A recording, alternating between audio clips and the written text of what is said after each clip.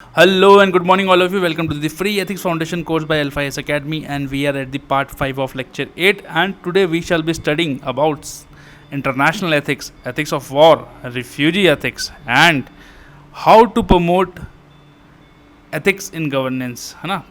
अभी हम जो पिछले लेक्चर में हम कंटिन्यू करते हुए आ रहे हैं कि हमने एथिकल वैल्यूज़ इन गवर्नेंस पढ़ी, गवर्नेंस पढ़ा, गुड गवर्नेंस पढ़ा, हमने एथिकल गवर्नेंस पढ़ी।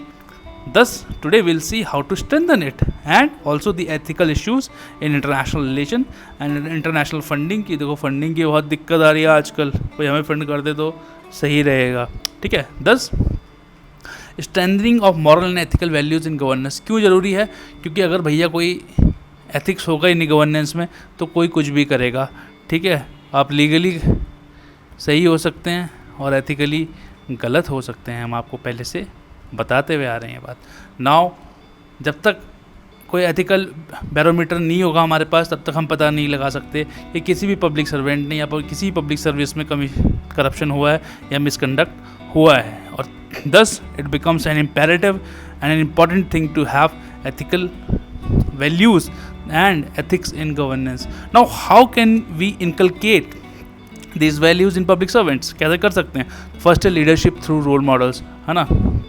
जैसे I personally follow doctor APJ Abdul Kalam ji, है ना। अभी हम उनका एक बहुत अच्छा कोट भी पढ़ेंगे आगे थोड़ी देर में आगे चल के। तो that's how leader should lead, and he has been the leader of the country, leader of the scientific community for a long time, leader of an organization, beautiful organization called ISRO, and thus he led by an example, and thus those are the people whom we should have role models. Then we have a ethical environment at workplace. अगर ऐसा होगा and we promote, कि हम लोगों को promote करें, उन्हें aware करें कि भैया आप सही काम करें, ठीक है, 2 पैसा कम कमाएं लेकिन शांति से सोएं, शांति से खाएं, भगवान की आंखों में सही रहें, क्योंकि एक दिन तो आपको इस जीवन से जाना ही है। Thus ethical environment and at work place को अगर हम प्रमोट करते हैं तो it will lead to the ethical behaviour और ethics in governance. Then professional socialisation mechanism such as training दें, है ना, अवेयर करें। जो दोस्त हैं, देखो यार मेरे अगर 4 दोस्त एथिकल हैं या वो सही काम करते हैं तो मैं भी वैसे हो जाऊँगा, क्योंकि देखो आदमी को उसकी जो ग्रुप होता है, कम्युनिटी होती है या पीयर होता है, पीयर ग्रुप होता है, वो उसको बहुत इफेक्ट करता है, and thus it becomes a very important part of its his और her socialisation. And over the years he और शी लर्न्स विद, मतलब फ्रेंड से ही हम सीखते हैं ना। और मैं 4 नशेड़ियों और सिगरेट पीने के वालों के पास चले जाऊँगा तो मैं भी वैसे ही बन जाऊँगा, मैं भी एक ड्रगिस्ट, है ना, पीने वाला बंदा, सिगरेट पीने अपना चल रहा है, सुट्टा चल रहा है, दिन रात चल रहा है ना, तो मैं भी ऐसे ही बन जाऊँगा। Then there should be a frequent review. देखो आपने काम कर दिया, अगर रिव्यू नहीं करेंगे तो एक चेक नहीं होगा ना, तो फ्रीक्वेंट रिव्यू जो है चेक का काम करती है। And external methods to control behaviour, है ना, थोड़ा मॉरल परसुएशन, थोड़ा आप इमोशनल कर दो कि यार क्या कर रहे हो, तो ये सब चीज़ें ज़रूरी हैं। दस जो ट्रेनिंग अप्रोच है सिविल सर्वेंट्स की should be based on the following, है ना, कि पहले तो उनके लिए डिफाइन करो कि यार देखो, उन्हें समझाओ कि एथिक्स है क्या, क्या सही है क्या गलत है ना।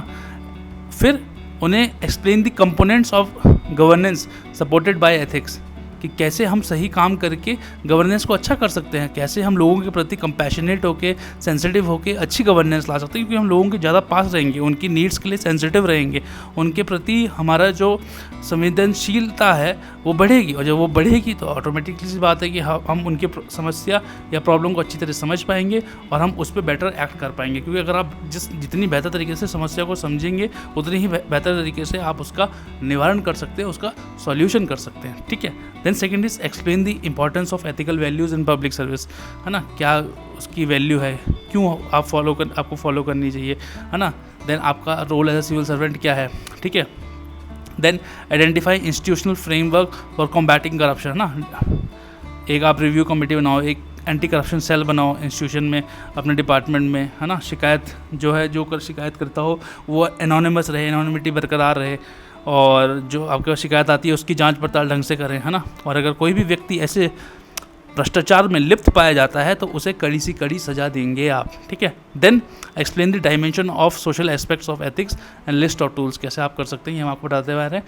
Then list methods of adopting transparency in public service, because जब आप ट्रांसपेरेंसी लाओगे तभी आपकी अकाउंटेबिलिटी बनेगी, तभी आपके पास एक इंसेंटिव होगा एथिकल रहने का, ठीक है। तो this was about the civil services. फिर एक कंट्रोल मेथड आ गया। अब हम पिछले लेक्चर में आपको बताते हुए आ रहा था कि डिस्क्रिशन जो है एक बहुत बड़ा कारण है करप्शन का। तो एक हिंसमैन थे, उन्होंने कहा कि effective controls are the dominating factor in ensuring high levels of values and ethics performance in governance. Thus, there is always a need to have an effective control. खुले सांड की तरह किसी को नहीं छोड़ना है, उसे नहीं तो वो कहीं भी तोड़फोड़ कर सकता है, उसे कंट्रोल में रखें, इफेक्टिव कंट्रोल लगाएं, ओवर रेगुलेट भी ना करें लेकिन रेगुलेट करें। उसके लिए क्या ज़रूरी है कि आपकी जो पॉलिसीज़ हैं वो क्लियर हैं, क्योंकि जितनी क्लियर चीज़ होगी उतना कम डिस्क्रिशन होगा, जितना क्लियर आपका प्रोसीजर होगा उतना बेहतर होगा, जितने बेहतर आपके कंट्रोल्स होंगे उतना आदमी के पास गलत काम करने का मौका कम होगा। Then there should be a separation of duties and oversight, है ना। जो ब्लेम गेम चलता है, यार ये तो मेरा काम था ही नहीं, या ये मेरा काम है ही नहीं, तुमने ये काम किया, या उसने किया होगा, इसने किया होगा, जो मूविंग द हैट वाला कॉन्सेप्ट है कि इसकी टोपी उसके सर, उसकी टोपी उसके sir.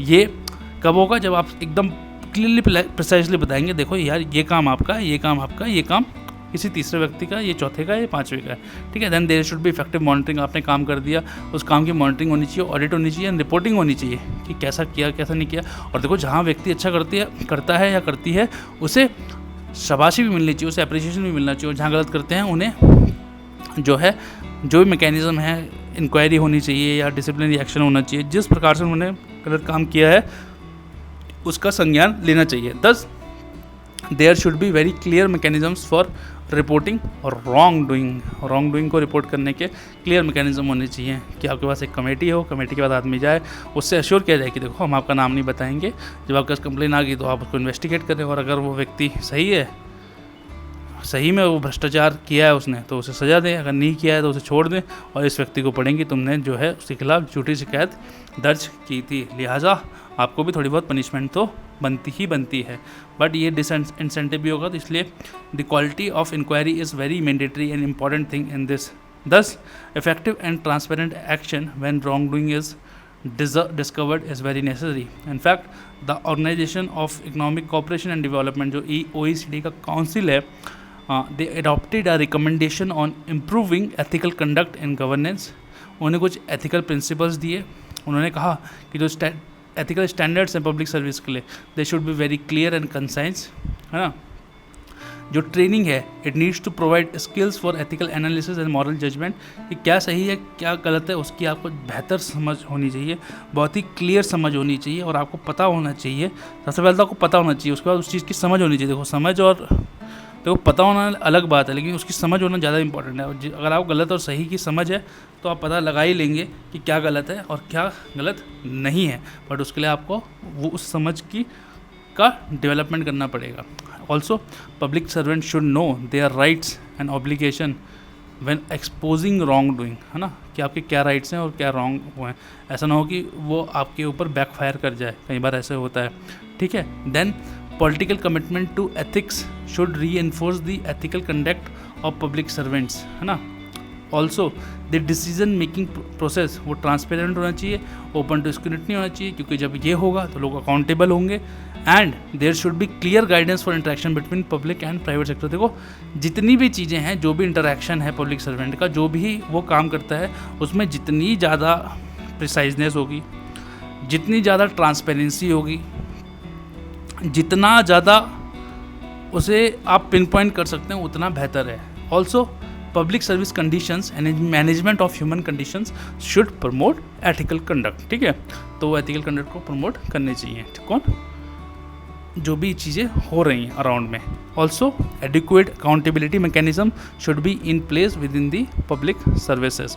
Appropriate procedure and sanction should exist to deal with the misconduct. तो आप कुछ गलत काम करें तो आपसे डील किया जाएगा अत्यंत तरीके से, तुरंत तरीके से और सही तरीके से, ठीक है।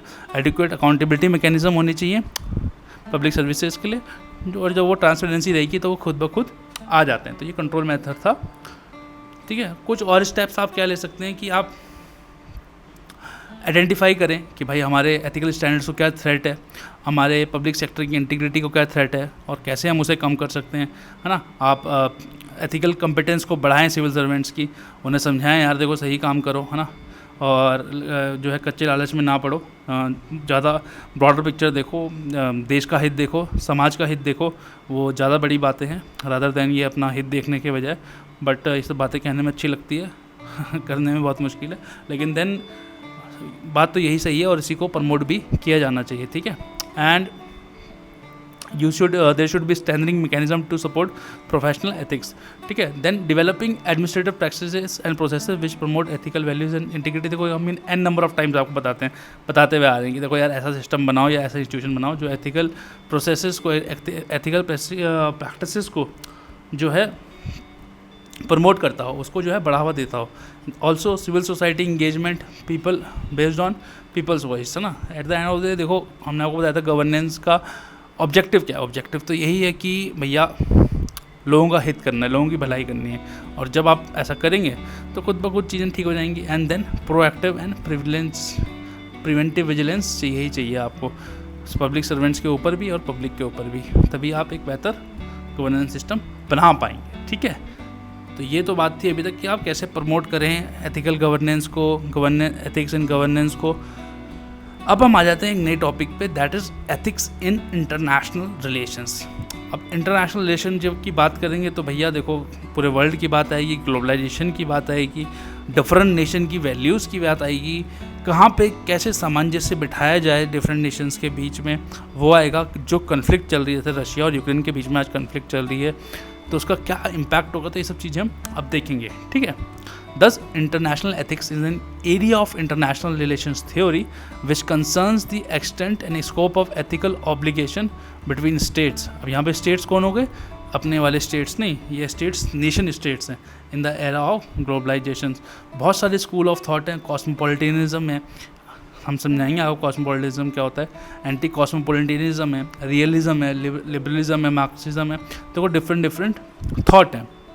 ये सब डिफरेंट बातें कहते हैं इंटरनेशनल रिलेशंस के बारे में। देन एथिकल स्टैंडर्ड्स कैसे होने चाहिए इंटरनेशनल रिलेशन में, तो वो सबसे पहले तो एक दूसरे नेशन की रिस्पेक्ट होनी चाहिए, एक दूसरे की आइडेंटिटी की रिस्पेक्ट होनी चाहिए on the basis of equality, ठीक है।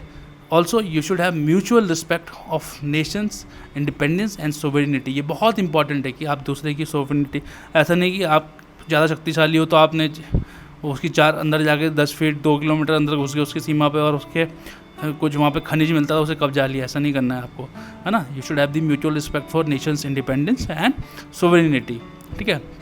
Then respecting human resources and human values. देखो जब आप इंटरनेशनल रिलेशन में आ जाएंगे या जब पूरे वर्ल्ड की बात करते हैं तो दो चीज़ें बड़ी इंपॉर्टेंट है, ह्यूमनिज़म एंड यूनिवर्सैलिटी। तो जो यहाँ वैल्यूज़ आएंगी वो यूनिवर्सल इन नेचर होंगी और वो अगेंस्ट द ह्यूमन नेचर नहीं हो सकती। वो जो ह्यूमन नेचर कौन सा होगा, जो पूरे वर्ल्ड में माना जाता है, जो पूरे वर्ल्ड में सही माना जाएगा।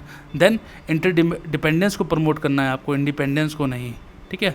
म्यूचुअली बेनिफिट होना चाहिए सबको, म्यूचुअलिज्म आपस में, है ना, सबका साथ सबका विकास वाली थ्योरी आपको प्रमोट करनी है ना। ऑल्सो जो आपके प्रिंसिपल्स होने चाहिए that should be based on humanity, है ना। And you should always type for the working for the common good of the society. Now यहाँ पे सोसाइटी हमारी अपनी इंडियन सोसाइटी नहीं है, यहाँ पे सोसाइटी ऑफ द वर्ल्ड है। इनफैक्ट हमारे सोसाइटी में या हमारे इंडिया की अगर बात करें तो यहाँ पे IR में एथिक्स बहुत पहले से है, ठीक है। जैसे कौटिल्य जी ने एम्फेसाइज किया किस पे, फॉरेन रिलेशंस पे, ठीक है। उनकी जो अर्थशास्त्र बुक थी उन्होंने बताया कि फॉरेन रिलेशंस क्यों इंपॉर्टेंट हैं एक कंट्री के लिए, क्योंकि देखो हर चीज़ आप एक जगह नहीं पाई जा सकती, है ना।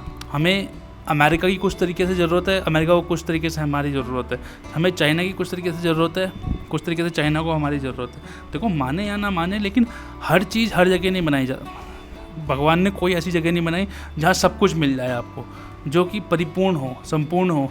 और वो इसीलिए नहीं बनाई ताकि हम लोग इंटरडिपेंडेंट रहें, नहीं तो अगर कोई इंडिपेंडेंट ही हो जाएगा तो वो क्योस पैदा कर देगा इंटरनेशनल कम्युनिटी में, वो अपने आप को बड़ा बताने लगेगा, ठीक है। Then India's heritage since Indus valley civilisation and Vedic period has remained an inclusive approach with respect to other ideas and practice, है ना। इंडस सिविलाइजेशन से, वैदिक पीरियड से हम लोग जो है मानते हुए आ रहे हैं कि ठीक है यार, दूसरे की जो रिस्पेक्ट है वो होनी चाहिए, उसकी सॉवरेनिटी की रिस्पेक्ट होनी चाहिए, हमें जो आपस में मिलके काम करना चाहिए और आपस में मिलके हमें एक बेहतर समाज की स्थापना करनी चाहिए, ठीक है। जैसे हमारे कॉन्सेप्ट थे वसुदेव कुटुंबकम। वसुदेव कुटुंबकम का मतलब क्या है? That the world is one, है ना, that the world is one, ठीक है, द वर्ल्ड इज़ वन। और हमने हमेशा क्या किया कि we should have tolerance to others faith, है ना, हमें जो है टॉलरेंट रहना है, हमें एक टॉलरेंट समाज की स्थापना करनी है, हमें अदर फेस, जो दूसरों की राय है, विचार है, उनके प्रति टॉलरेंट रहना है। बट आज के टाइम पे क्या हो गया, थोड़ा सा जब वेस्टर्न सोसाइटी ज़्यादा डेवलप हो गई है तो उनके कॉन्सेप्ट आ गए हैं नेशन स्टेट के, और वो क्या प्रमोट करते हैं, वो इंडिपेंडेंस प्रमोट करते हैं कि भैया हम सबसे बड़े, है ना, बबलू भैया जिंदाबाद जिंदाबाद, बाकी सब फिसड्डी, कोई दिक्कत नहीं है, तुम पीछे रहो, तुम थर्ड वर्ल्ड कंट्रीज हो, है ना, ऐसे ऐसे वर्ल्ड्स आ गए, third world countries, second world countries, तो हम लोग फर्स्ट वर्ल्ड कंट्रीज हैं, हम लोग डेंजर हैं, है ना, डेंजर भाई हैं, डेंजर भाई सारे कहाँ हैं, वेस्ट में हैं, है ना, और डेंजर भाइयों की वजह से देख ही रहे हैं आप विश्व का क्या हाल है, ठीक है। तो उन्होंने क्या किया, इंडिपेंडेंस प्रमोट की, उन्होंने सोवरेनिटी प्रमोट करी, है ना। अब टेरिटोरियल सोवरेनिटी होनी चाहिए, बट सोवरेनिटी पूरे वर्ल्ड में नहीं होनी चाहिए कि मैं पूरे दुनिया का बॉस हूँ। देखो पूरी दुनिया का बॉस कोई नहीं हो सकता, है ना, कोई किसी का बॉस नहीं, हम लोग सब ह्यूमन्स हैं, हमें आपस में एक अच्छी लाइफ जीने का पूरा अधिकार है, उसके लिए हमें मेहनत करनी चाहिए, उसमें कोई डाउट नहीं है, और हमें जो है दूसरे की रिस्पेक्ट करनी चाहिए। बट वेस्टर्न आइडिया क्या है कि इंडिपेंडेंट रहो, सोवरेनिटी रहो, है ना, इंडिविजुअलिज्म को प्रमोट करो, कंजर्वलिज्म को प्रमोट करो, बाकी सब जाएं भाड़ में, ठीक है। बट असलियत क्या है, असली बात यह है कि ह्यूमन वैल्यूज़ जो हैं वो टेरिटोरियल सोवरेनिटी एंड नेशंस को ट्रांसेंड करती हैं, वो ये सब नहीं मानती, ठीक है। जो ह्यूमन वैल्यूज़ हैं वो इन सब चीज़ों से ऊपर है, नेशन स्टेट से, जो हमारी बाउंड्रीज हैं कंट्रीज़ की, उन सब से ऊपर है। इनफैक्ट महात्मा गांधी जी ने खुद concept of nationalism based on territory को रिजेक्ट किया था। उन्होंने कहा था कि human values are superior to all, human values जो हैं सर्वोपरि हैं, वो सबसे ऊपर हैं। इनफैक्ट जो वेस्टर्न वर्ल्ड की बात करें तो वो तो अलग है, लेकिन जो पूरी कंट्रीज़ ने मिलकर एक ऑर्गेनाइजेशन बनाया, दैट वाज यूनाइटेड नेशंस। तो यूनाइटेड नेशंस भी कॉमन वैल्यूज़ को प्रमोट करता है, जो उसकी वैल्यूज़ हैं, जो उसके चार्टर हैं, वो कॉन्स्टिट्यूशन ऑफ द वर्ल्ड की तरह एक्ट करते हैं, ठीक है। वहाँ पे शेयर्ड वैल्यूज़ हैं, वो क्या हैं, जैसे ह्यूमन राइट्स डिक्लेरेशन है, that you know that seeks और that's commands that the every person should be treated or every human should be treated in a equitable manner or should be treated equally, ठीक है। Now it has conventions to protect rights of marginalized people, refugees, child laborers, है ना, जो पिछड़े हुए व्यक्ति हैं समाज के, कौन से समाज के, विश्व समाज के, उसके लिए वो काम करते हैं, है ना। कितनी सारी यूएन की ऑर्गेनाइजेशंस हैं जो डिफरेंट यूएन एड है ना, जो डिफरेंट जगह काम कर रही है, बहुत अच्छा काम कर रही है। इनफैक्ट उनका एक सेपरेट एथिक्स डिपार्टमेंट है जो प्रमोट करता है एथिक्स इन कंट्रीज़ और ट्रेनिंग देता है उस चीज़ के लिए कि भैया आप जो है सही तरीके से काम करें। In fact they have also drafted a code of ethics for civil servants and they have enhanced good governance model. वो बताते हैं, एट टाइम्स पेपर्स आते हैं, एट टाइम्स डायरेक्टिव्स आते हैं कि भैया देखो ये सही है, ये गलत है, हमें इस समय ये स्टैंड लेना है। या जो वर्ल्ड जो है इस क्राइसिस सिचुएशन से गुजर रहे थे, देखो कोविड हुआ तो यूनाइटेड नेशंस ने क्या बोला कि ये किसी एक देश की समस्या नहीं है, ये पूरे विश्व की समस्या है, और जब ये विश्व की समस्या है तो इसको जो है पूरे विश्व को एक साथ रह के लड़ना है। नहीं तो अगर अकेले लड़ते तो कोई भी नहीं होता। हमने वैक्सीन बना ली, हम मना कर देते किसी को देने से, तो क्या फ़ायदा होगा उसका। तो नॉलेज शेयरिंग चली, उस समय क्या था, पूरा वर्ल्ड एक था कि जो भी नॉलेज कहीं भी वर्ल्ड के कुछ भी खोई हो रही थी, आपस में शेयरिंग हो रहा था, ताकि जल्दी से जल्दी उस वायरस का तोड़ निकाला जा सके, उसका निवारण निकाला जा सके। तो ये क्या था, ये एक टाइप का वर्ल्ड स्टेज था where the world became one, ठीक है। Then there are different approaches and models in ethics in international relation, जैसे मॉरल रियलिज्म, मॉरल आइडियलिज्म। अब मॉरल रियलिज्म और आइडियलिज्म दोनों एक दूसरे के अपोजिट हैं। Then there is something called as cosmopolitanism, then constructivism and international ethics, equality of life and ethics of common global commons, है ना। अब एथिक्स ऑफ ग्लोबल कॉमन्स अलग है एथिक्स ऑफ ग्लोबल गुड्स है, हम अभी आपको बताते हैं। देखो मॉरल रियलिज्म क्या है, मॉरल रियलिज्म बात करता है कि भैया जिसके जिसकी लाठी उसकी भैंस, ये उस कॉन्सेप्ट में बिलीव करता है। ये बिलीव करता है कि जिसके पास पावर है वही जो है पीस एंड हार्मनी वर्ल्ड में स्टैब्लिश कर सकता है। इनका ये मॉरल रियलिस्ट वाले मानते हैं कि power alone can establish peace and harmony in the world. It believes कि जो कन्फ्लिक्ट रिजॉल्व होंगे, जो dispute among the nation resolve होंगे, वो पावर से ही होंगे। कुछ हद तक ये बात सही भी है कि आप negotiate from the position of power ही कर सकते हो, पोजीशन ऑफ वीकनेस से कभी भी आप नेगोशिएट नहीं कर सकते। आज यूक्रेन के पास न्यूक्लियर बॉम्ब होता ना तो शायद रशिया की हिम्मत ना होती वहाँ घुसने की, क्योंकि then they would have a position of strength, they would have a position of power, and when you have a position of power then you can negotiate better. आप पावर से बेटर नेगोशिएशन कर सकते हैं। Example पे ले लेते हैं, जैसे यूनाइटेड स्टेट्स लेड नाटो का ब्लॉक है। अब देखो, इससे रशिया को इससे तो गुस्सा हुआ या इसी से तो खतरा हुआ कि नाटो तो भैया कभी भी घुस जाएगा अगर यूक्रेन नाटो में चला गया। ठीक है, तो नाटो क्या है? नाटो एक डिफेंस ब्लॉक है। ठीक है, डिफेंस ब्लॉक है तो वो क्या पावर में बिलीव करता है कि जिसकी लाठी उसकी भैंस। भैया नाटो कंट्री जो है उसको कोई हाथ नहीं लगा सकता, अगर किसी ने हाथ लगाया तो हम जो है मिलके पेल देंगे उसको। ठीक है, 10 जो यूनाइटेड नेशन की फिलॉसफी है नाटो ब्लॉक को लेके कि हम जो है बॉस हैं, और क्रिटिसाइज भी की जाती है and it is rejected globally. But despite criticism, power remains an important factor which is determined on the basis of military might और डिफेंस कैसा है आपका। जो यूएसए का बहुत ही ज़बरदस्त है, इसलिए वो सबसे पावरफुल नेशन है। पर जब हम सबसे पावरफुल नेशन की बात करते हैं तो क्या है, उनकी इकनॉमी तो आधी से ज़्यादा डेट की है, और वो डेट वो वापस करेंगे या नहीं करेंगे वो अलग बात है। पर उनकी क्या है, मिलिट्री भाई उनके पास बड़े बड़े बॉम्बर्स हैं, बड़े बड़े फाइटर्स हैं, स्टेल्थ टेक्नोलॉजी है, जो भी नई टेक्नोलॉजी आती है भैया यूएसए के पास ही आती है, रोज़ देखते हैं हम लोग। तो मिलिट्री माइट एंड डिफेंस, फिर टेक्नोलॉजी, फिर economy, then polity and democracy, है ना, ये सब भी वहाँ स्ट्रॉन्ग है, वहाँ सरकार जल्दी से गिरती नहीं है। तो ये सब चीज़ें जो है डिटरमाइन करती हैं पावर को। 10 बट जो मॉरल रियलिज्म की जो पावर प्रिंसिपल है, it is against the fundamentals of United Nations principle. जो यूनाइटेड नेशन जो बिलीव करता है वो बिलीव करता है इक्वालिटी में, वो डोमिनेंस में, इनइक्वालिटी में, सुपीरियरिटी में बिलीव नहीं करता है। तो it is against the fundamentals of United Nations. Now इसी की वजह से there are more issues and conflicts rather than peace and development. क्योंकि क्या हो जाता है, मैं बड़ा कि तू बड़ा, मैं ज़्यादा पावरफुल या तू ज़्यादा पावरफुल। तो जब एक ऐसी फीलिंग आ जाती है कि हाँ भाई बड़े और छोटे की बात आ जाती है, मैं बड़ा तू छोटा, तो वहाँ कन्फ्लिक्ट पैदा होती है। और जब जहाँ जहाँ कन्फ्लिक्ट होगी तो पीस और डेवलपमेंट को हमेशा खतरा बना रहेगा। अब आप देख लीजिए यूक्रेन और रशिया में कन्फ्लिक्ट चल रही है, all over the countries, all over the world सारी कंट्रीज़ की इकनॉमी जो है डाउन है। Then moral idealism. ठीक है, मॉरल आइडियलिज्म क्या बोलता है? मॉरल रियलिज्म के जस्ट अपोजिट बोलता है।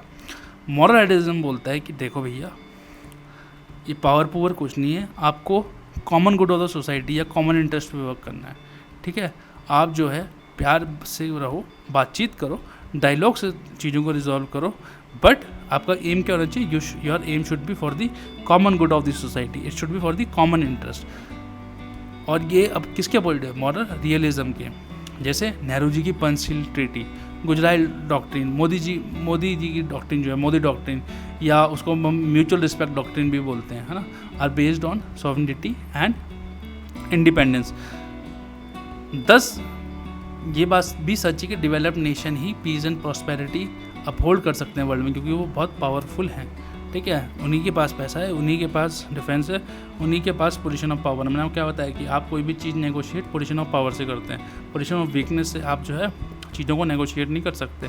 10 दे शुड हेल्प लीड्स डेवलप कंट्रीज़ को, उन्हें हेल्प करनी चाहिए, डेवलप कंट्रीज़ को उनको हेल्प करनी चाहिए कि हम बेटर स्टैंडर्ड्स बना सकें अपनी गवर्नेंस में, बेटर वैल्यूज़ को फॉलो कर सकें, और हमें जो है ज़्यादा फ़ायदा हो वैल्यू बेस्ड रह के rather than non value based रह के। ठीक है, and value should dominate in relation rather than the power in the relation, है ना।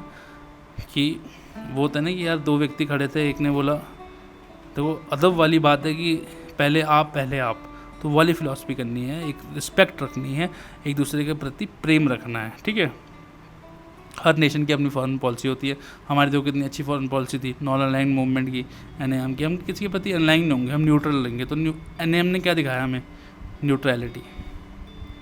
ठीक है, इंडिया की बहुत सारी फिलॉसफीज़ हैं। India largest following approaches international relation. एक तो उनकी हमारी नैम पॉलिसी है। Then we follow philosophy of respect for democracy and demography. हम लोग देश और देश के लोगों दोनों की जो है रिस्पेक्ट करते हैं। ऐसा नहीं कि हम स्टेट की रिस्पेक्ट करते हैं और देशवासियों की रिस्पेक्ट नहीं करते हैं।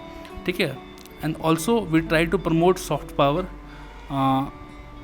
Inclusive culture. हम योगा अहिंसा फिलॉसफी को प्रमोट करते हैं ना, है ना। वर्ल्ड योगा डे मनाया जाता है 21 जून को, है ना। प्रेजेंट जो पीएम है वो ही प्रमोट्स, वो क्या कहते हैं, D3 democracy, demography and demand. ठीक है, तो अब एक क्वेश्चन और उठने लगा है, क्या इंडिया अभी भी सॉफ्ट पावर में बिलीव करता है और एग्नेशन लैग करता है? बट ये अब डिबेटेबल हो गया एट टाइम्स। अब जब जैसे जयशंकर जी जवाब देते हैं कहीं भी बाहर जाके, उनसे जब पूछा जाता है, या जो गलवान वैली में हुआ जो रिएक्शन था इंडिया का, वो बहुत ही चौंकाने वाला था विश्व को, कि उन्हें नहीं लगा था कि इंडियंस जो हैं कभी फाइट बैक करेंगे, क्योंकि हम जो हमेशा डोसाइल से रहे हैं। तो पहली बार हमने जो एग्रेशन दिखाया, और अब जो है एक ये डिबेटेबल इशू रह गया कि इंडिया जो है सॉफ्ट पावर है या एग्रेशन का भी इस्तेमाल करता है। तो मेरे ख्याल से it should be a combination of both, है ना। जहाँ घी सीधी उंगली से निकलता वहाँ उंगली टेढ़ी कर लेनी चाहिए, है ना। एंड जयशंकर जी का कहना सही है कि our national interest should be our priority. हमारे जो अपने इंटरेस्ट हैं as a nation, that should take priority at the stage of international relations. Then cosmopolitanism क्या बोलता है, वो कुछ कॉमन गुड की तरह ही है, आइडियलिज्म की तरह है। जो कभी हम आइडियलिज्म पीछे पढ़ा हमने, जो हमने ये पढ़ा मॉरल आइडियलिज्म पढ़ा, उसकी तरह ही है कॉस्मोपॉलिटिज्म भी। तो वो कहता है कि ह्यूमन नॉलेज इज़ फॉलेबल, ठीक है, एंड नो कल्चर और individual has a lock on truth, है ना। कोई कह दे कि भैया मुझे सब पता है, तो ऐसा कुछ नहीं है। ह्यूमन नॉलेज कभी कभार गलत हो सकती है ना। ऐसा नहीं कि इनफॉलेबल है, वो सही है, ठीक है। And thus there is a need to uphold conversation से ही चीज़ों को सॉल्व किया जाना चाहिए। Now cosmopolitanism share something in common with idealism. वो यही है कि कर भला तो हो भला, है ना, do the right thing, and जैसा आप दूसरे से चाहते हो वैसा ही आप बिहेव करो। आप चाहते हो कि लोग आपसे आके लड़ें, तो लड़ते रहो भाई लोगों से, और आप चाहते हो कि लोग आपसे प्यार से रहें, प्रेम से रहें, अच्छे से रहें, अच्छा व्यवहार करें, तो आप भी उनसे अच्छा व्यवहार करें, उनसे प्रेम से रहें और बढ़िया तरीके से रहें, ठीक है। Now it argues for the following morally lawful behaviour, because being as human we have a sense of commitment to political community. और ये कभी कभार ज़्यादा एक्सट्रीम हो जाती है, तो ये बोलता है कि एक्सट्रीम में जाने की ज़्यादा ज़रूरत नहीं है। तो यही बात अभी कंस्ट्रक्टिविज्म भी बोलेगा। कंस्ट्रक्टिविज्म क्या है कि those are the ethics that relates to foreign policy, जो फॉरेन पॉलिसी से डील करते हैं, जो डिप्लोमेटिक इनिशिएटिव से डील करते हैं, ठीक है। नाउ बेसिकली कंस्ट्रक्टिविज्म क्या है कि it allows the influence of national identities and it's constructions on international sphere, ठीक है। मान लिया ए कंट्री है, बी कंट्री है, ए कुछ मानता है, बी कुछ मानता है, तो इंटरनेशनल जो कम्युनिटी है वो बोले कि ठीक है यार, ए की 4 बातें ये सही हैं, बी की 5 बातें ये सही हैं, तो ऐसा करते हैं कि ये 9 वैल्यूज़ बना लेते हैं, ठीक है। तो इंटरनेशनल कम्युनिटी जो है आपस में दोनों को मिला के चलेगी, ठीक है। अब यहाँ पे क्या हो रहा है कि नेशनल आइडेंटिटी इफेक्ट कर रही है, जो नेशनल सोच है वहाँ पे वो इंटरनेशनल स्पेयर को या इंटरनेशनल रिलेशन को डिफाइन कर रही है, ठीक है, थोड़ा, बट एक्सट्रीम में ये भी नहीं जाएंगे, है ना। ये नहीं कि सारी बातें ए की मान ली या सारी बातें बी की मान ली, है ना। Thus it will resist extreme nationalism और extreme identities. Then equality of life and international relation. तो देखो सिंपल सी बात है, इक्वालिटी ऑफ लाइफ वही है कि सब यही मानते हैं कि हर मनुष्य में या every life has a equal moral weight, है ना, and respect for life should be the guiding principles of international relation. ऐसा नहीं है कि एक अमेरिकन की जान ज़्यादा प्यारी है एक इंडियन से, एक इंडियन की जान ज़्यादा प्यारी है एक जापानीज़ से, या एक जापानीज़ की जान ज़्यादा प्यारी है किसी गैबनीज़ या किसी सूडानीज़ नेशनल से।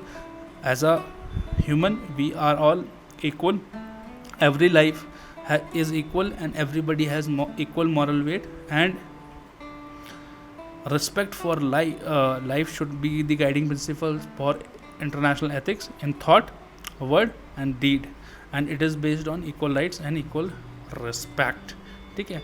now ethics of global commons, है ना। global commons क्या है यार, जो हमारे लैंड है, land resources, water resources. At times आपने देखा होगा, है ना, साउथ चाइना सी में प्रॉब्लम चलती रहती है कि भैया ये आइलैंड मेरा है, कोई दूसरी वाली कंट्री बोलती है कि आइलैंड मेरा है ना, कुरिल आइलैंड्स हैं, है ना। अब क्या है कि बहुत सारा खनिज तो है ही है भैया समुंदर में, तो हर आदमी चाहता है कि भैया ये मेरे अंडर आ जाए, या अगर नहीं भी आए तो कम से कम वो एरिया मेरे अंदर आ जाए, तो मेरी मैरीटाइम बाउंड्रीज बढ़ जाए। तो एक लड़ाई हमेशा चलती रहती है ग्लोबल कॉमन्स के लिए, चाहे वो लैंड पे हो, चाहे वाटर पे हो, चाहे एयर में हो, चाहे स्पेस में हो, वो हमेशा चलती रहेगी। तो यही है कि वहाँ पे भी हमें एथिकल रहने की ज़रूरत है कि वो जो ग्लोबल कॉमन्स हैं, जो भगवान ने हमें रिसोर्सेज दिए हैं, हम सब उसका कैसे इस्तेमाल करें, जो हमें मिलकर आगे नीड्स चाहिए होंगे हम उसे कैसे पूरे करेंगे, हम उसको सस्टेनेबली कैसे यूज़ करें, सस्टेनेबली कैसे डेवलप करें, ये बहुत ज़्यादा ज़रूरी है। ठीक है, now it is related to the resources land, water and air which are common to how such resources are utilized for the benefit of all. ठीक है, for example safety of space. अब यार देखा कि हमने एक मिसाइल छोड़ी थी, ठीक है, बिना बताए छोड़ दी, ठीक है, हो सकता है कोई प्लेन आ जाता उसके बीच में, या वो किसी और की सैटेलाइट को हिट कर जाती, ठीक है, दो कि हमारी अपनी सैटेलाइट को हमने हिट किया, ठीक है, और वो टेक्नोलॉजिकल इम्प्रूवमेंट थी भारत के लिए। बट ये सब चीज़ें ना हो, मैं आपको एग्जांपल दिया कि ऐसा हो सकता है, ठीक है। तो सेफ्टी ऑफ स्पेस भी बहुत ज़रूरी है। स्पेस में जो है डेब्रिस फैल रहा है दिन प्रतिदिन, अब वो तो सबकी गलती की वजह से फैल रहा है ना। अब हम किसी पर्टिकुलर कंट्री को तो पॉइंट आउट कर नहीं सकते, या उन्हें तो अब हाँ, अब ये जो कंट्री सैटेलाइट कभी छोड़ी नहीं है वो कह सकते हैं कि भैया आप ही लोग छोड़ रहे हैं, तो आप ही लोग देखेंगे, बात तो उनकी सही है, ठीक है। देन आर्टिक और अंटार्कटिक हैं, ये भी ग्लोबल कॉमन है, अभी किसी कंट्री के अंडर तो है नहीं, लेकिन यहाँ की भी एक इन्वायरमेंट, या यहाँ पे भी खनिज हैं, यहाँ पे भी एक इन्वायरमेंट स्पेसिफिकेशन है, या एक इन्वायरमेंटल इम्पोर्टेंस है, तो इसे कैसे मैनेज करें। जो और प्लैनेट्स हैं, मून है, मून हमारा ग्लोबल कॉमन है, ठीक है भैया, अब मून को कैसे वो करें, पता लगा कल को जाके अमेरिकन ने बोल दिया कि मून तो हमारा है और यहाँ मून पे सिर्फ अमेरिकन रहेंगे, तो ऐसी चीज़ें नहीं होनी चाहिए। तो इसी ग्लोबल कॉमन्स को मैनेज करने के लिए जो है यूनाइटेड नेशन ने कन्वेंशन बनाए, बट एट टाइम्स वो फेल होते हैं, एट टाइम्स वो बहुत सारा काम भी करते हैं, और कुछ डार्क स्पेस रह गए हैं, जैसे साइबर स्पेस सिक्योरिटी। अभी भी इस पर भी कुछ कंक्रीट दो कि देखो, साइबर स्पेस या साइबर सिक्योरिटी जो है एट टाइम्स या इन रिसेंट टाइम्स कितना इंपॉर्टेंट टॉपिक बन गया है और कितनी इंपॉर्टेंस हो गई है, बट इस पर अभी भी कंक्रीट हमारे पास कोई इंटरनेशनल कन्वेंशन नहीं है, ठीक है, क्योंकि होना चाहिए, जो कि होना चाहिए, है ना। और क्योंकि ग्लोबल कॉमन्स जो हैं वो बहुत इंपॉर्टेंट है for the survival of human kind, क्योंकि हमारे इन्वायरमेंट इकोलॉजी और रहेगा ही नहीं, ग्लोबल वार्मिंग होती चली जाएगी, इनहैबिटेबिलिटी बढ़ती जाएगी, है ना, कि वो हैबिटेबल रहेंगे ही नहीं वो कुछ पार्ट्स वर्ल्ड के, तो हम क्या करेंगे इस डेवलपमेंट का। तो इसलिए हमें बहुत ज़रूरी है कि हम ग्लोबल कॉमन्स को कैसे मैनेज कर रहे हैं देखें, ठीक है। Also the nation state should have some common standards for dealing with such issue, है ना, वो तो सबको साथ में आके ही काम करना पड़ेगा। Now ethics of common good is different from global Commons. Global Commons तो रिसोर्सेज के बारे में है ज़्यादा, ठीक है, जो संपदा है, जो हमारा इन्वायरमेंट है उसके बारे में, बट जो एथिक्स ऑफ कॉमन गुड था ये तो एक फ़िलासफ़ी है, ये एक फ़िलासफ़ी है, ये एक्चुअली फ़िलासफ़ी प्रमोट की थी प्लेटो और एरिस्टोटल ने, फिर जॉन रॉल्स आए मॉडर्न टाइम्स में, उन्होंने प्रमोट करी, है ना। तो एथिक्स ऑफ ग्लोबल कॉमन्स जो है वो तो ग्लोबल रिसोर्सेज से रिलेटेड है, but ethics of global good जो है, देखो जो ये तो ग्लोबल रिसोर्सेज से इफेक्ट करता है जो ग्लोबल कॉमन्स है, ठीक है। और ग्लोबल कॉमन्स जो है हर पार्ट को तो अच्छाई के वो नहीं कर पाएगा, टच नहीं कर पाता, वो तो रिसोर्स वाले पार्ट को टच होगा। अब रिसोर्सेज को छोड़ के भी बहुत सारे एरिया हैं जहाँ पे साथ रहना है, काम करना है, तो उसको जो है ग्लोबल गुड क्या है, एक फ़िलासफ़ी है कि देखो नेशन स्टेट्स को साथ रहना है ना, एक साथ काम करना है for the betterment of the society, betterment of the countries, betterment of the world, है ना। वो यही मानते हैं कि जो इन्वायरमेंट इश्यूज़ हैं जैसे वो हमें इफ़ेक्ट कर रहे हैं, तो हमारी सबकी जिम्मेदारी है कि हम उसको साथ में बैठ के सॉल्व करें, ठीक है। तो जो एथिक्स ऑफ कॉमन गुड है, they deal with the people and largely with the country. Also accessible to basic service to all people, ये इनका एम है। And society should have a medium level of acceptability to some services like health, water, electricity and education. ये सब तो मिलनी चाहिए। जैसे India में हम बोलते हैं कि रोटी कपड़ा मकान पानी बिजली और सड़क, ये सब तो सभी का अधिकार है, ये सभी व्यक्ति को मिलना चाहिए। उसके बाद आप अपनी कैपेबिलिटी अपने हार्डवर्क से क्या पा पाते हैं वो एक अलग बात है। देन एथिकल इश्यूज़ क्या आते हैं इंटरनेशनल रिलेशन में, देखो तो अब देखो एथिक्स इन आईआर कोई यूनिफॉर्मिटी तो है नहीं, वो यूएन ने कुछ कन्वेंशन बना रखे हैं, वो कुछ बात कहते हैं, लेकिन उस बात को ज़्यादा कुछ लोग मानते नहीं है। उसे जो है कंट्री जो है अपने हिसाब से एडजस्ट कर लेती हैं, जिसको अच्छा लगता है वैसे वो मान लेते हैं। बट ऐसा भी नहीं है कि बिल्कुल ही नहीं मानते, कुछ तो हमें चाहिए कॉमन ग्राउंड काम करने के लिए, तो वो यूएन ही प्रोवाइड करता है, ठीक है। तो ethics in IR are not uniform, वो एम्बिगुअस है, कोई क्लैरिटी नहीं है। And there is hardly any ethics at global relation due to prevailing situation. आप देख ही रहे हैं और रशिया एंड यूक्रेन के बीच में क्या चल रहा है ना। उसके पहले अज़रबैजान और आर्मेनिया में क्या चला था, ठीक है, और सीरिया में क्या हुआ, इराक में क्या हुआ। उस समय इंटरनेशनल रिलेशन कहाँ थे, वो यूएन के चार्टर्स कहाँ थे, और जो भी एथिक्स था वो कहाँ था। और आज भी जो रशिया और यूक्रेन के बीच में चल रहा है, इतने लोग मारे जा रहे हैं। अब दोनों की बात सुनोगे तो दोनों की बात सही लगेगी आपको at the face of it, but आज वो एथिक्स कहाँ हैं, आज वो नेशन इंटरेस्ट कहाँ है, आज वो इंटरनेशनल कम्युनिटी कहाँ है जिसने ये सब कन्वेंशन बनाए हैं। और इसका तो वायलेशन धड़ल्ले से हो रहा है, बट ऐसा भी नहीं कि इसको रिजेक्ट कर दें पूरी तरीके से, क्योंकि वो भी सही नहीं होगा। And ethics in IR there are due to some following reasons, है ना, क्योंकि लोग डिमांड करते हैं, क्योंकि लोग अच्छे हैं तो लोग डिमांड करते हैं कि एथिक्स होना चाहिए, और वो एथिक्स आईआर में भी होना चाहिए, ठीक है। Also people have an ethical interest in judging national decisions, है ना। वो जो कोई भी आपकी नेशनल डिसीजन होता है वो उसको एथिकली ही जज करते हैं कि भैया वो सही है या गलत है ना। Nation interest are based on noble causes, है ना। They want respect, they want dignity, they want freedom which other countries should respect. और जब वो दूसरों की फ्रीडम रिस्पेक्ट करेंगे भैया, तभी उनकी फ्रीडम को भी रिस्पेक्ट किया जाएगा, ठीक है। Thus there is a moral obligation to adhere to global convention and not adhering will lead to reaction at global level. तो इस डर से जो है लोग जो है एथिकल, या कंट्रीज जो है एथिकल रहने पे बाउंड रहती हैं, क्योंकि आपका हो सकता है कि बहिष्कार हो जाए आपका वर्ल्ड लेवल पे, ग्लोबल लेवल पे, वो आपके लिए सही नहीं है, वो आपकी इकोनॉमी के लिए सही नहीं है, जो आपकी इकोनॉमी के लिए सही है वो आपके लोगों के लिए सही नहीं है। And it is only ethics that can establish peace and harmony, not power and aggressive approach, ठीक है। देखो जब आप लड़ाई लड़ते हो तो नुकसान होता है, और कोई भी किसी भी लड़ाई का अंत आके टेबल पे ही हुआ है, ठीक है। या तो आपने नेस्ता नाबूद कर दिया, किसी को मार ही दिया, या कोई भी लड़ाई है जो सॉर्ट आउट हुई है वो टेबल पे आके हुई है। कम से कम नेशन स्टेट्स की जो है वो कंप्रोमाइज़ पे या टेबल पे आके ख़त्म हुई है, वो हथियारों से ख़त्म नहीं हुए। 10 why do we need ethics, है ना। तो आपको जैसे मैंने बताया कि हर किसी को डिग्निटी चाहिए, फ्री रिस्पेक्ट चाहिए, फ्रीडम चाहिए, फ्री विल चाहिए, वॉलंटरीनेस चाहिए, ऐसे ही क्योंकि अगला बंदा ये चीज़ें आपकी रिस्पेक्ट करे, उसके लिए ये ज़रूरी हो कि आप एथिकल रहें।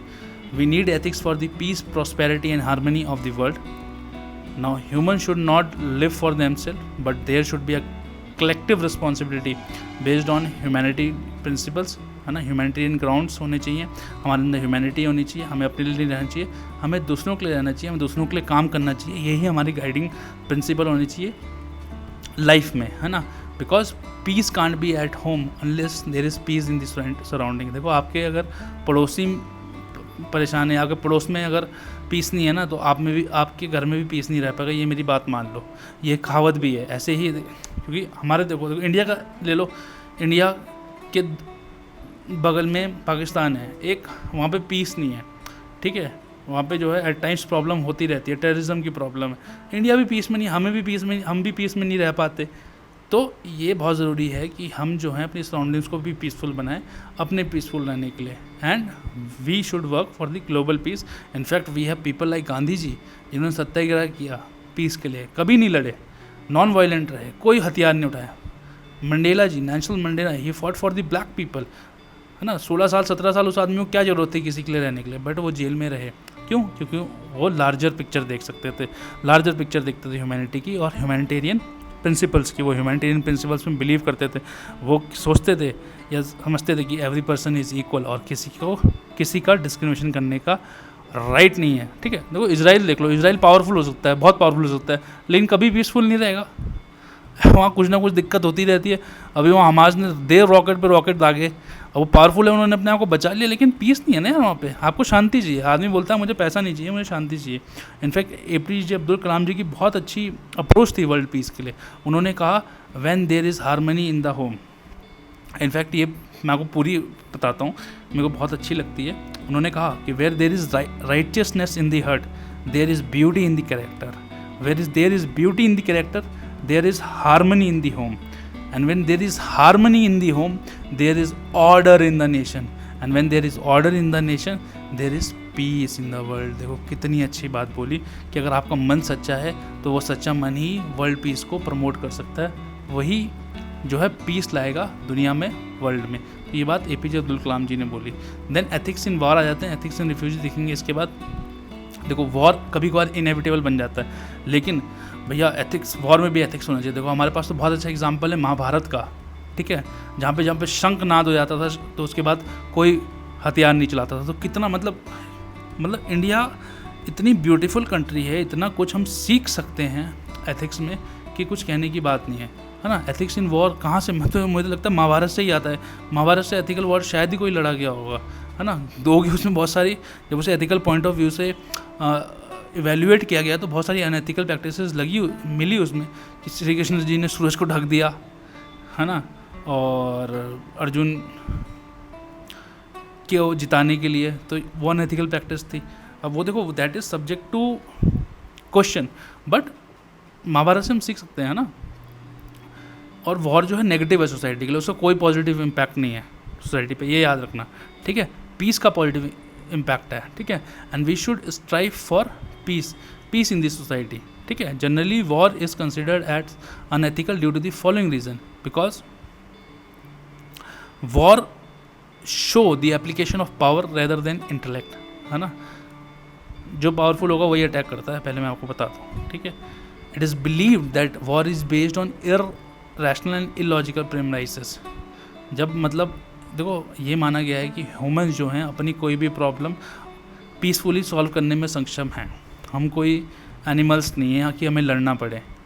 लेकिन एट टाइम्स बहुत रेयरली ज़रूरी हो जाता है कि वॉर ज़रूरी हो जाता है, लेकिन फिर भी जो वॉर जो है माना गया है कि it is based on irrational and illogical premise.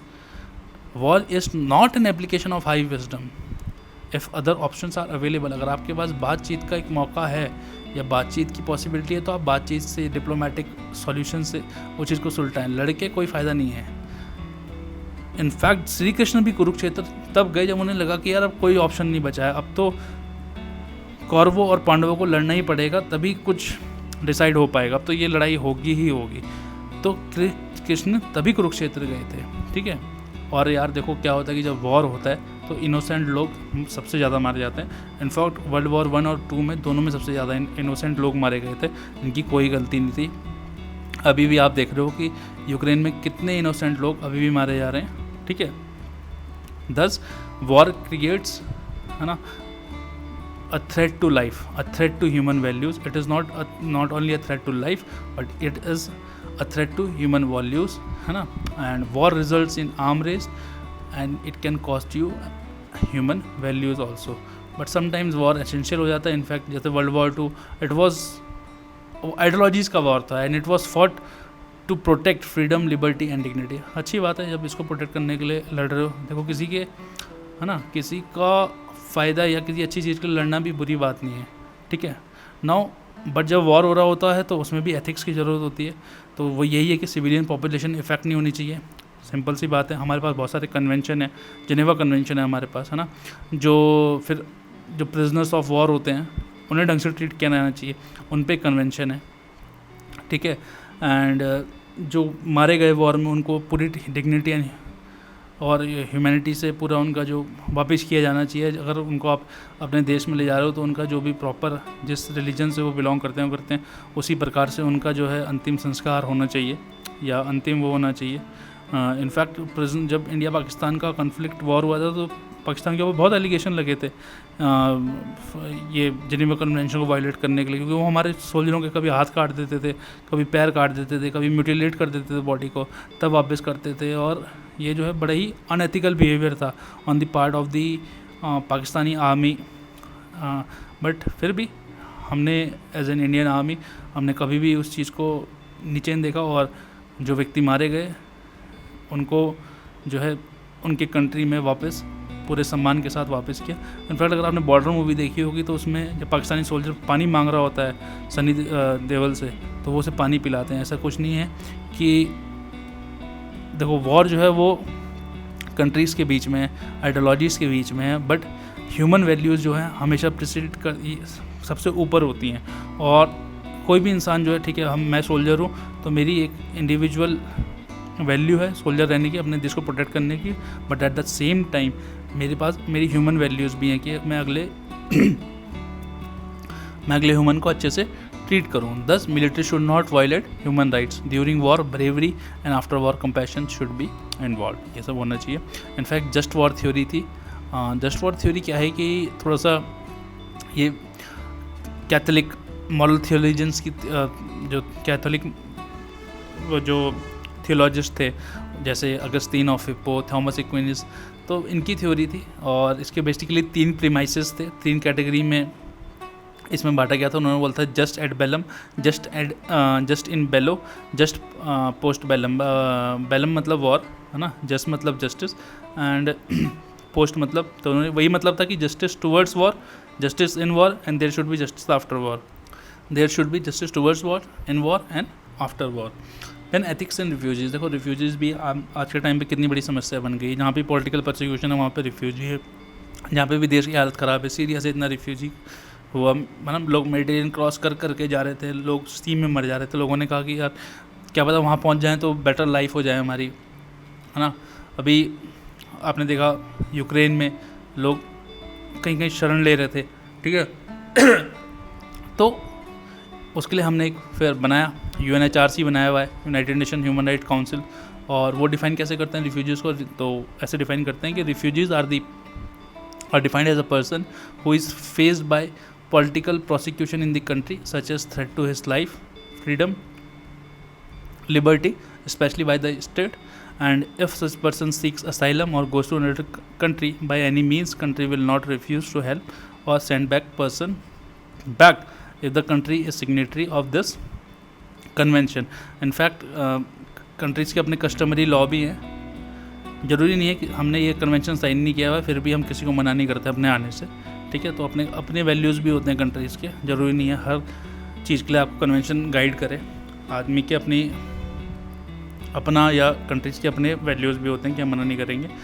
Refugees can be categorized as migrants, economic migrants such as people जो UNHRC के अंदर नहीं आते हैं, एंड इन्वायरमेंटल माइग्रेंट्स।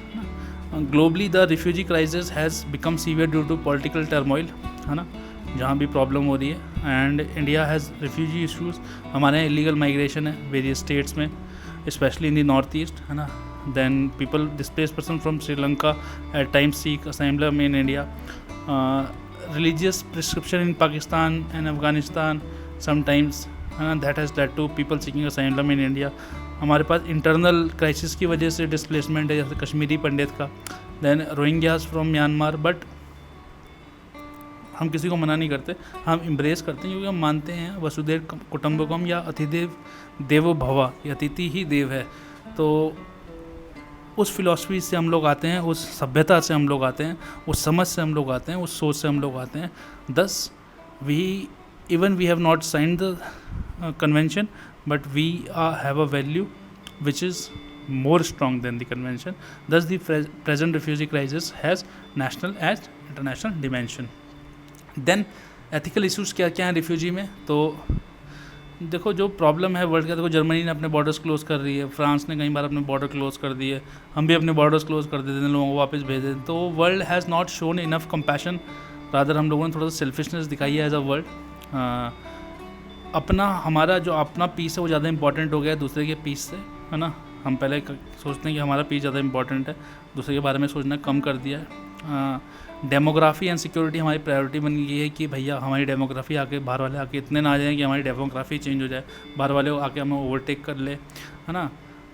दस many are left to die in ocean and border areas. देखो Mediterranean में वो बच्चे की आपने फ़ोटो देखी होगी, एक बच्चा मेडिटेरियन क्रॉस करते हुए मर गया था। तो शायद उन सब इंस्टेंसेस में क्या होता है कि कोई पर्टिकुलर स्टेट या पर्टिकुलर गवर्नमेंट डिफीट नहीं होती है, ह्यूमैनिटी डिफॉल्ट होती है, ह्यूमन वैल्यूज़ डिफीट होती हैं।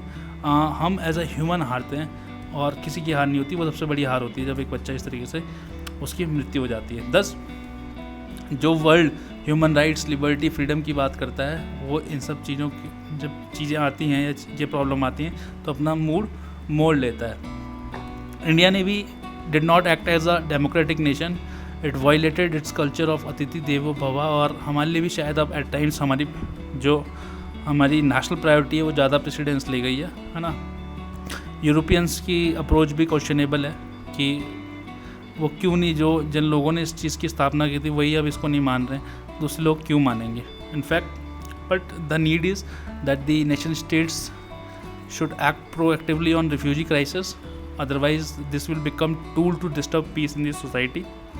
ठीक है, the refugee issues raises ethical issues in 2 dimension। first वो क्वेश्चन करते हैं किसको, human value of the nation state. Second, ignoring the issue will threaten peace and harmony in the long run, क्योंकि यार वो लोग कहीं ना कहीं तो जाएंगे ही, है ना। कोई नहीं तो अब ऐसे लोग जो टेररिस्ट ऑर्गेनाइजेशन के उनके लिए बड़ा फर्टाइल ग्राउंड नहीं है। अब भैया उन्हें तो खाना चाहिए, बोलेंगे अरे बेटा तू कहाँ जा रहा है, इधर आ, तू मेरे पास आ, मैं तेरे को ट्रेनिंग दूंगा, खाना दूंगा, पैसे दूंगा, सब कुछ दूंगा, तू मेरे साथ रहे और टेररिस्ट बन। तो वर्ल्ड को सोचना चाहिए कि ऐसे लोग उस तरफ ना मुड़ जाएं और एक्सट्रीमिज़म ना आ जाए, है ना, एक्सट्रीमिस्ट ना बन जाए।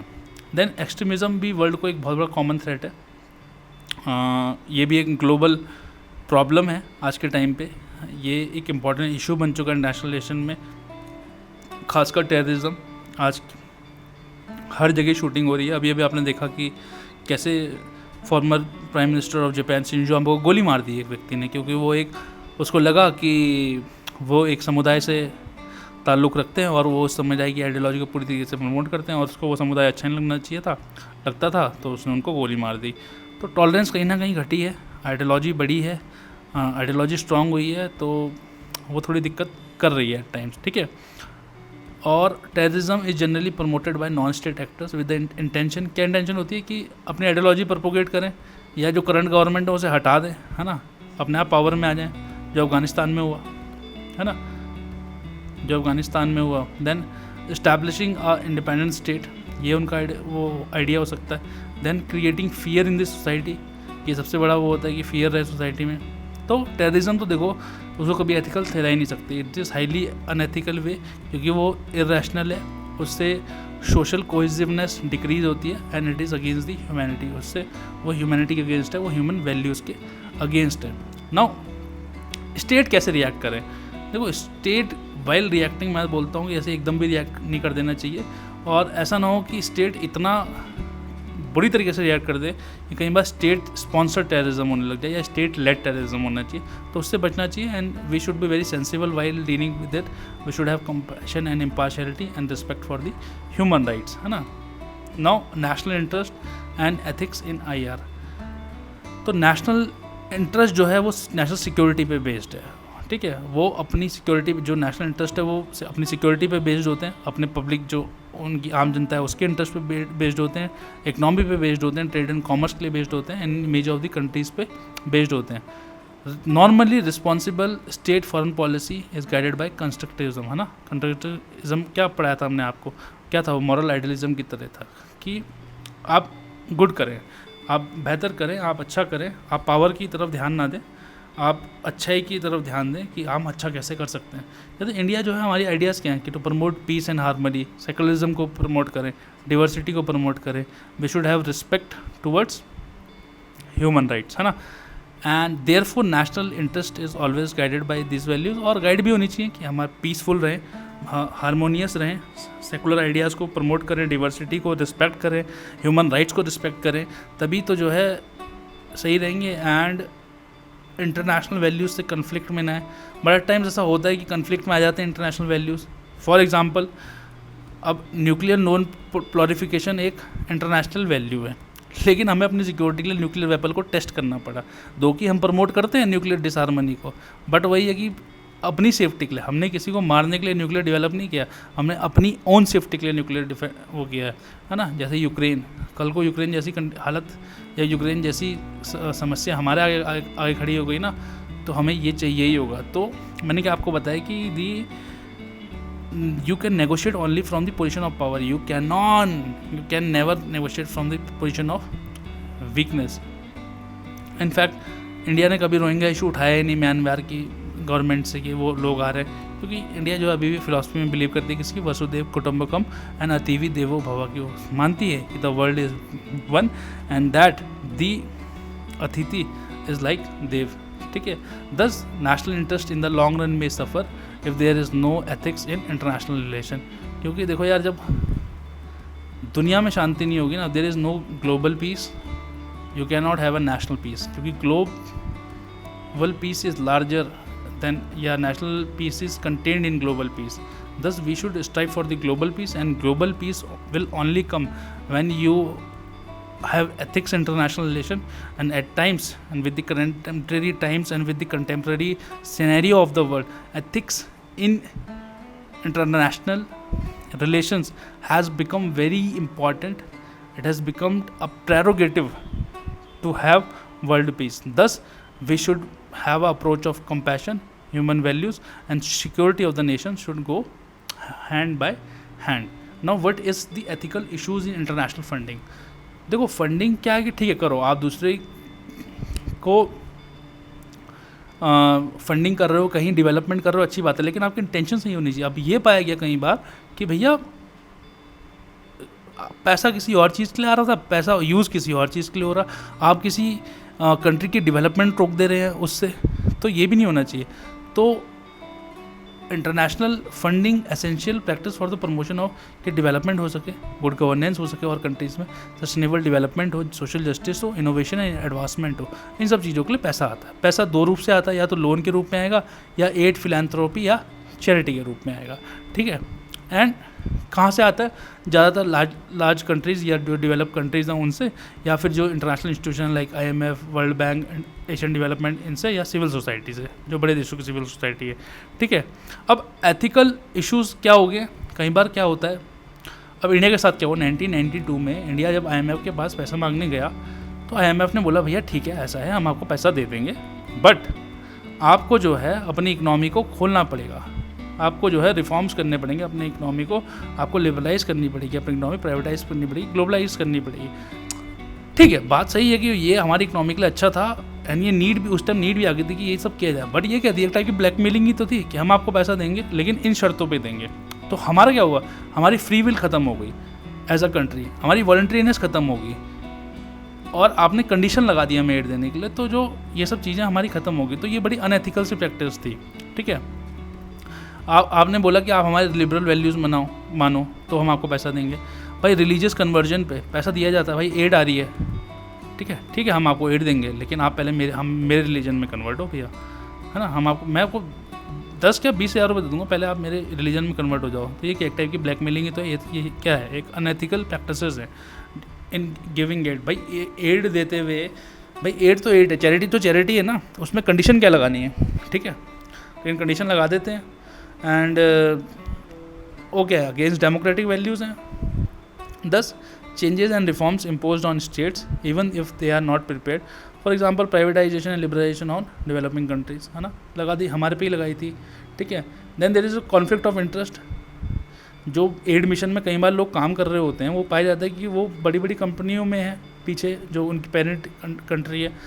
और एग्जाम्पल्स को बहुत से देते हैं, जैसे कि रिन्यूएबल एनर्जी को प्रमोट करने के लिए की जाए, है ना, रिन्यूएबल एनर्जी प्रमोट करो, आप न्यूक्लियर ना करो। उससे क्या हो रहा है कि पता लग रहा है कि किसी यूनाइटेड स्टेट की कंपनी को फ़ायदा हो रहा है ना, वो अपने प्रोडक्ट्स बेच सकती है इंडिया में जो रिन्यूएबल एनर्जी के लिए चाहिए। तो जो एड वाले थे, उन्होंने कहा कि यार हम ना न्यूक्लियर एनर्जी के लिए नहीं देते पैसा, हाँ हम एनर्जी के लिए पैसा देंगे लेकिन न्यूक्लियर एनर्जी के लिए देंगे, आप रिन्यूएबल एनर्जी लो, क्योंकि हमारी जो वाली कंपनी है ना वो वाली रिन्यूएबल एनर्जी के पार्ट्स बनाती है, तो उसको फ़ायदा होगा। इनफैक्ट एक इंटेलिजेंस ब्यूरो की रिपोर्ट थी that say the aid from the civil society has other motives to disturb the development process. ऐसा पाया गया, देखो डैम बन रहा है, आपने 4 लोग लाके खड़े कर दिया कि नहीं डैम बनेगा, डैम नहीं बनेगा, ट्राइबल राइट्स का वायलेशन हो रहा है, ये हो रहा है, वो हो रहा है, बाद में पता लगा यार ये तो डेवलपमेंट रोक रहे थे, है ना।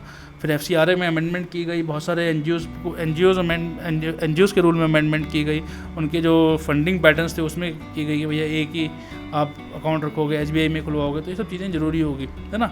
इनफैक्ट NIA की इन्वेस्टिगेशन ने कहा कि funding for religious purpose has links with terrorism in Kashmir valley, है ना, या NIA की एक ही इन्वेस्टिगेशन बोलती है।